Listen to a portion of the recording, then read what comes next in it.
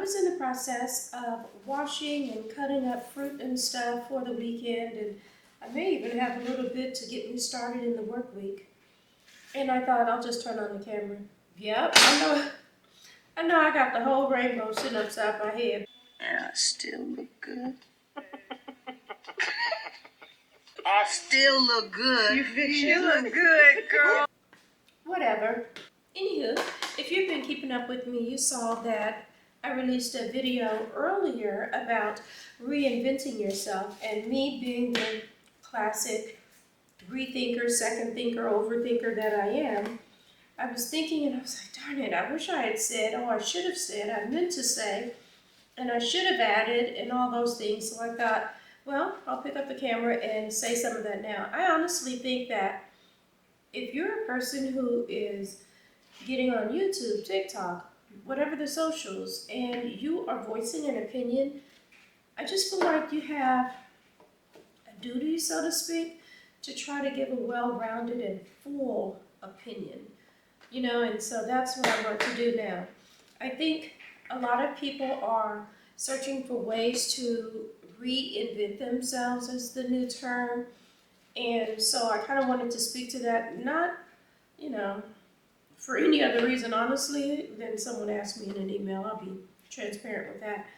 But the whole reinvention, I think for me, when I think about those phrases, reinventing, being an it girl, a soft girl, a soft life, princess treatment, when I think of all of those phrases I hear, I tend to get a little concerned because I feel like people are watching other people's lives and things, and they may be comparing themselves to that and feeling like their life should be a particular way, but I strongly disagree with that. I think all the things, beautiful and bad, that you go through are meant to design your life just for you. You are honestly, uniquely, and divinely made. I believe that with my whole heart.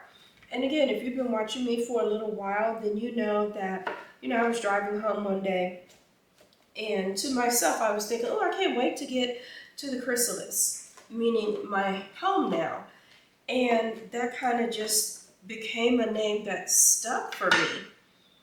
And this is the chrysalis. Okay, now I got to rob Peter to pay Paul and make him a little bit even. Went and got an extra one. Probably didn't need it as much as I thought I did. But anyway, all of that just got the nerd in me thinking about what it takes to be a butterfly and how, they do. They go into a cocoon or a chrysalis, and they go through all these changes and come out all the more beautiful after it. And so as I thought about that, and I thought about my reinventing video, I did. I thought of the things that I wish I said, the things that I had added, part of what makes a butterfly uniquely beautiful, because, there are no two butterflies that look just alike. But part of what makes it uniquely beautiful are the things that it encounters as it goes through flight. It may brush against a branch, or something may touch it, and it gives it these markings, in our lives as people. We call them scars or whatever.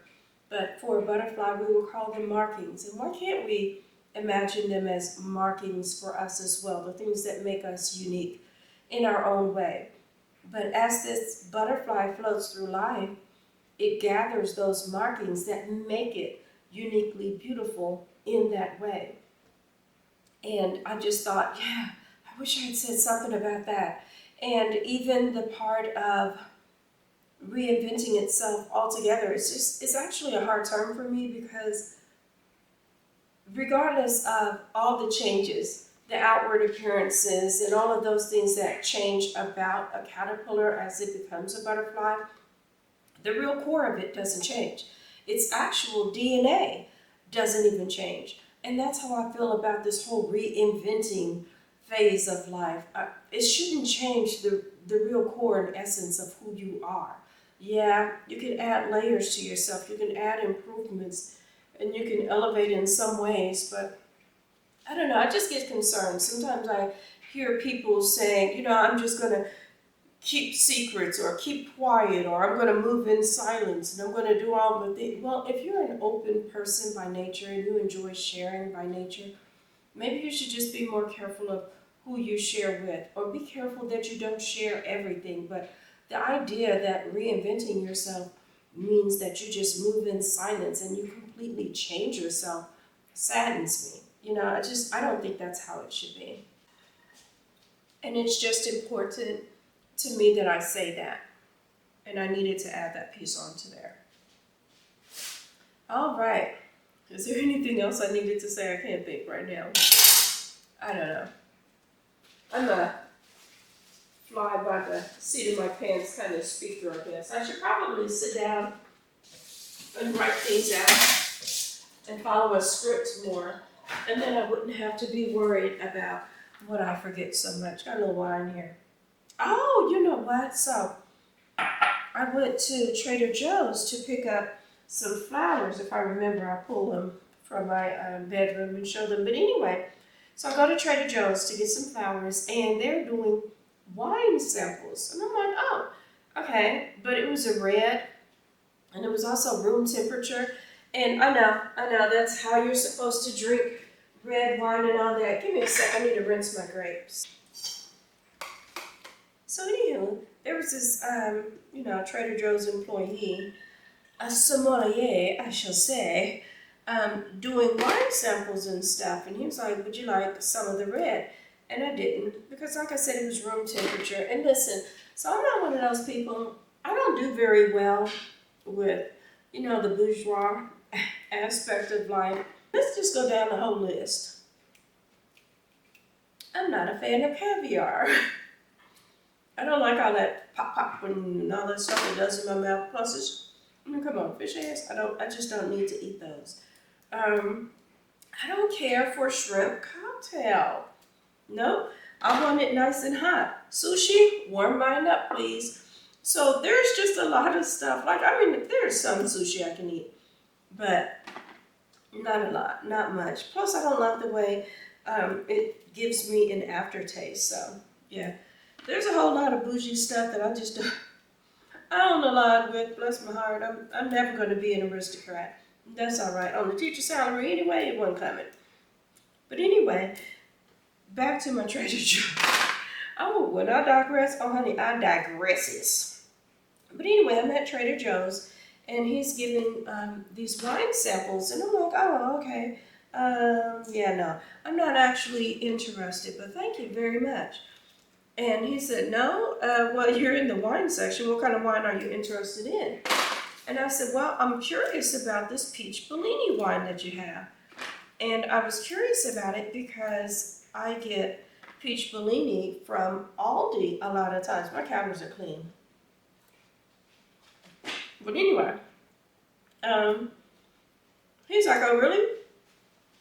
And he let me taste it. Y'all, zero difference. When I say zero, I mean absolutely zero difference. And I know a lot of you are Trader Joe's girls and all that, but y'all don't really think Joe got a winery, do you? Y'all don't think he got a real vineyard or nothing, do you? I'm sure that wine is sitting in Aldi. Same wine, same winery, same grapes as Trader Joe's. Absolutely no difference whatsoever. So I just want to put that out there in case you're into. I mean, if you like the label, go right ahead. Who am I to interfere? But I mean, if I had my eyes closed, I would not have known any bit of difference. I'm really sitting here meal prepping like it's a Sunday night. But I just feel like if I have these snacks, because I know I'm gonna probably go watch me some more Love is Blind. I'm mad. I didn't know that they were releasing a few episodes at a time. Don't worry, I'm not going to tell y'all about it. Other than to say, this whole cast just is not doing it for me. The very first year that Love is Blind came out, they had the black lady and the white guy. And I want to make their last names Hamilton because they did end up married. And as far as I know, I think they're still married. That's been my favorite couple of the whole show. Years later, that's still my favorite couple of the show. These people that got in this cast,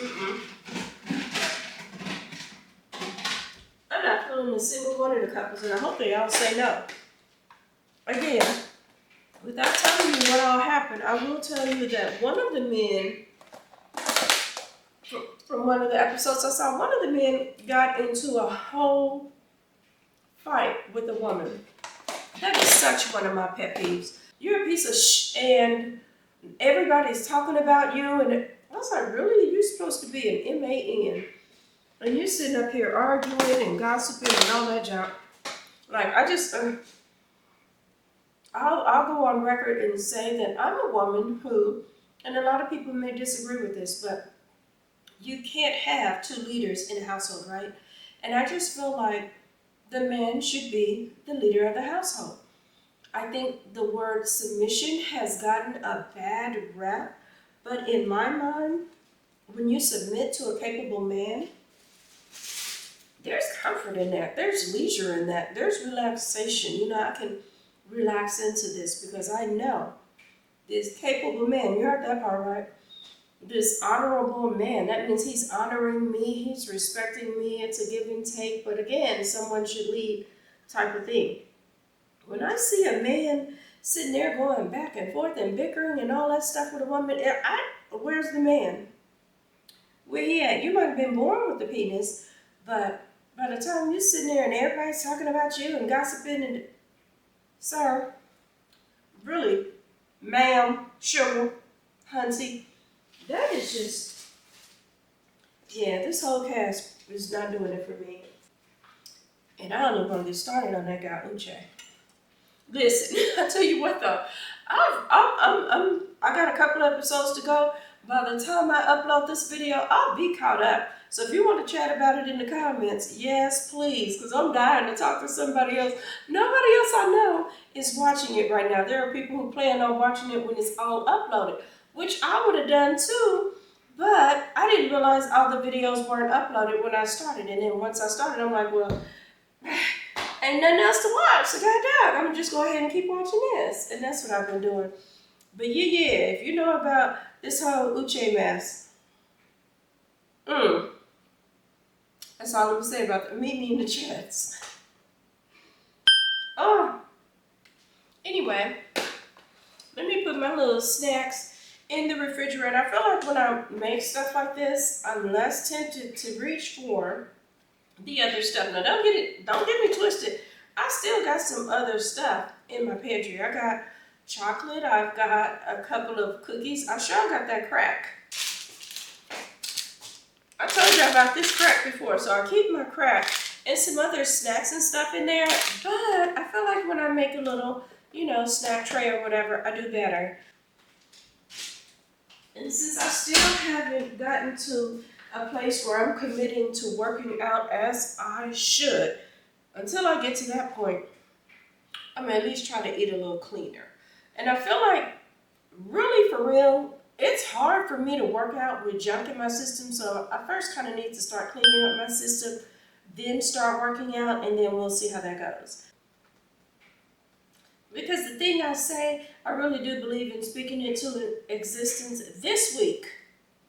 Okay, it's the end of the week, my bad. Next week, I'm going to start working out. I need to start going back to my classes because I actually enjoyed that. And so I need to start going back to my classes and working out and all that jazz.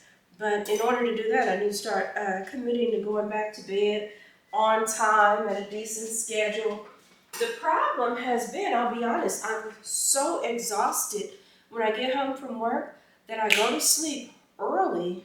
Then I wake up sometimes. A lot of times, I ain't gonna lie, I've been so tired I slept all the way through. But sometimes I wake up and then I can't go back to sleep until it's almost time to get up. So I don't know if I need to start dropping some melatonin or something to make that a little bit better. Taking some no-nos when I get home from work. But yeah, that's honestly, if I'm being true to myself, that's been the biggest problem. But anyway, let me put this stuff up and I'll catch back up with you later. It is sometime later, and I've let my hair air dry. I probably should have sat under the dryer, but whatever. So I got my little do-rag. Hopefully it'll turn out right. It either will or it'll be frizzy, and we'll see.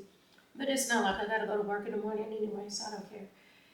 But anyway, I got back on because I have since, just been doing what I do throughout the day. Now it's kind of late, and I was checking some of my emails, and I like to try to address at least one or two of them. But anyway, the latest email that I got was asking me about friendships. And it was basically asking, like, what do you do when you realize that a person you've been calling a friend may not really be. Okay, my bad. That battery died because I used it earlier today and then didn't charge it up throughout the day, but I didn't think it would die. But anyway, it did. So what was I saying? Here's where I think I left off.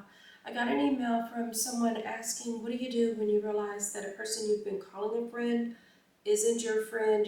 How have I gone through circumstances like that? Of course. I think that's just human nature. I don't know if men go through it as much, but I suspect. So I definitely think just about every woman I know has gone through that. And it's tough, it's hard, it's a type of betrayal. I think it's sad to say, and I may get some disagreement, but especially as younger women, we almost expect men to betray us in some way, You get what I'm saying? But as far as women go, a lot of times that's really a shock for us. But I will say this, I think one of our greatest defenses as women is we have a certain type of intuition. And I can honestly say I have never been fully shocked by someone, male or woman, who has betrayed me. Like there's always been some kind of hint, some kind of inkling, some kind of instinctual idea that, yeah, this person just might pull up grime. It's one of those things where I would say the only thing that has surprised me is the degree of nastiness. Like I've never been surprised by someone actually being nasty. I've only been surprised by how nasty. Like, dang, I had a feeling they was kind of shady, but I ain't know they were that shady. It's been that kind of circumstance, but just all out, oh my gosh, they pulled a grimy move. I had no idea. No, that really hasn't happened, and that probably hasn't happened for you. I can even give you a more recent, and I wouldn't even say this is grimy, but it was just one of those things where I kind of pulled back and I thought, dang, that you told a whole flat out with your grown self lie that you ain't even have to tell. And just to make it simple, I was in the process of responding, this is a few weeks ago, but I was in the process of responding to some of the comments that I had gotten on one of my videos. And as such, I have my likes and things set to where I can see them, but you guys can't. So I know the exact count of things, of my likes certainly, whereas you may not. They were like, so-and-so just came over and we're about to watch one of your videos. And I said, oh, okay. My things are censored when I move. But anyway, I was like, oh, okay, well, that's cool. And I said, well, I appreciate that. That's where I left it. Listen, so when I first started YouTube, I had already told all of my friends, hey, when you watch it, be sure to hit the like button and give me a comment, because that's what kind of helps YouTube push it through to other people. If they say, oh, okay, well, this many people saw the video and hit the thumbs up, we'll see if more people like it. So I explained that to my friends earlier, and I'm done with it. I'm not going to keep, hey girl, you watched my video? Hey girl, did you hit the thumbs up? Hey, I don't see a comment. Like, I don't even do that. And so I was like, oh, okay, cool. Left it at that. This person then voluntarily said, oh yeah, and girl, we're gonna make sure we hit the like button and do all of that. And it just kind of sounded like it was a little bit played up, even on the phone to me. So I was like, oh, okay, cool. I'm not gonna say, hey, I just looked and I saw how many likes I have, so I'm looking for it. Sure enough, I saw that my views had ticked up, but not my like. And so I was like, oh wow, that's interesting. Fast forward later on that evening, they were like, hey, you want to go to so-and-so? And I said, no, I'm going to do a little bit of editing. Oh, yeah, girl. And we sure enough, we watched a few videos and we liked them and everything. And I'm just like, that's a lie you didn't even have to tell. But the fact that you told it kind of makes me feel a little way. And I won't even say it upsets me or makes me mad. It just kind of gives me pause. It makes me lean back a little bit.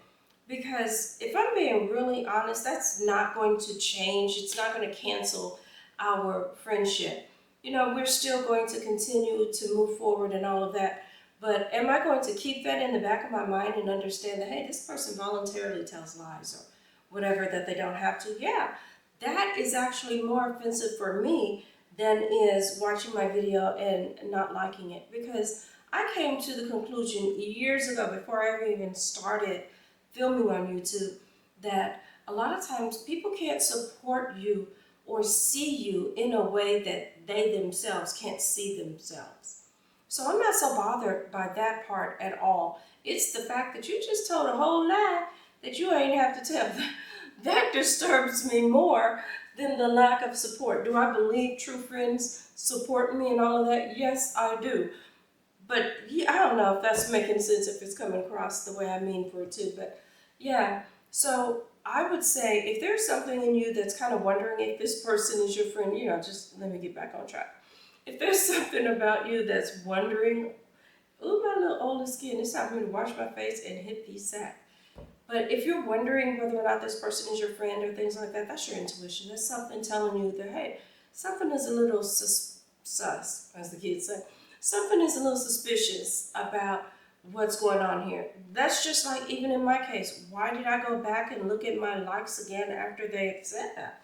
You know, clearly I was feeling a little bit of suspicion myself. You know what I mean? So and I'll give you another story. When I went to Jamaica, I'm sure I talked about this in a previous video. Sometimes I get confused on what I said and left in versus what I may have edited out. But I'm pretty sure I left in the part where there was this lady dancing, having the time of her life, and she had this string hanging from her swimsuit, right? And I'm looking at her and I'm looking at her friend and I'm thinking, how is her friend not seeing this? And then finally, Kimberly, the friend, sees it. The friend had even gotten her phone and was bent down kind of low at different angles, making sure that she was filming that. I mean, it was ridiculous. And I'm sitting there watching it like, who does that? What kind of, just even a half empty kind of friend, why would you do that? I'm sitting on my little lounge chair wondering what in the Shanquilla Robinson is happening. And I'm not even taking that whole killing of her. I don't think I can call it a murder. I don't think anyone's been convicted.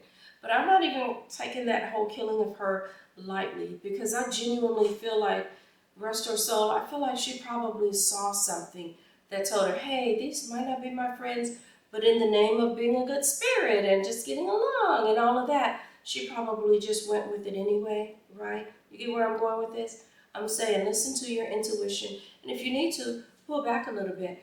You don't need to know why a person feels a way or why certain things are as they are. Just accept that it is that way. You know, and that's how I feel with the friend that I've got. Oh yeah, we hitting the thumbs up, girl. We doing that, girl.